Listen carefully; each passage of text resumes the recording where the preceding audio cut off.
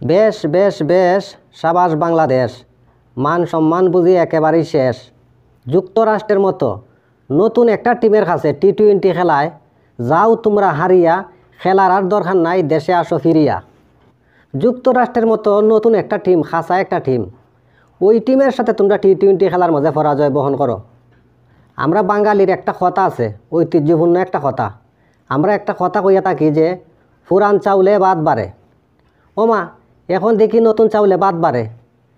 যুক্তরাষ্ট্রের মতো একটা নতুন টিমের সাথে তোমরা পুরান টিম হইয়া খেলার মাঝে হার মানো। পুরান চাউলে যে বাদ বাড়ে, এই কথাটার ওজনটাও তো তোমরা কমাইয়া দিছ। ও দাদা লিটন দাস, ও বম্বল দাস, তোমার কি অবস্থা দাদা? পাওয়ার প্লের মধ্যে তুমি নিজের পাওয়ার দেখাইবাই, ক্ষমতা দেখাইবাই, শক্তি দেখাইবাই। তুমি পাওয়ার প্লের মধ্যে বলগুড়ারে একের পর এক যেভাবে আটকাইয়া দিলাই, কি সমস্যা তোমার? তোমার কি এনার্জি কমে গেছি গা, পাওয়ার কমে গেছি গা? পাওয়ার প্লের মধ্যে তুমি দুমদারাক্কা ফিটাইয়া খেলবাই, তুমি বলগুলা আটকাইলাই কোন কারণে? পাওয়ার প্লের মধ্যে বলগুলারে আটকাইয়া খেলা দিছ খটকাইয়া। বিসিবি কি অবস্থা তোমার? বিসিবি ফুলাফান্ডে কি খেলা শিক্ষা দেও?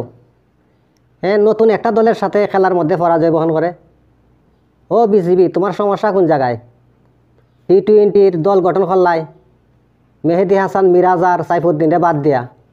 আগেই ভাবছিলাম মেহেদি আর সাইফুদ্দিনের দল থেকে বাগাইয়া সামনের দিকে যাইতে পারতা না, একটুও আগাইয়া।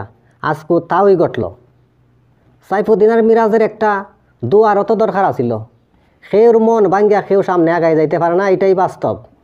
আর বাবা শান্ত, তুমি আজকে বড়ই ক্লান্ত, আর খেলার দরকার নাই।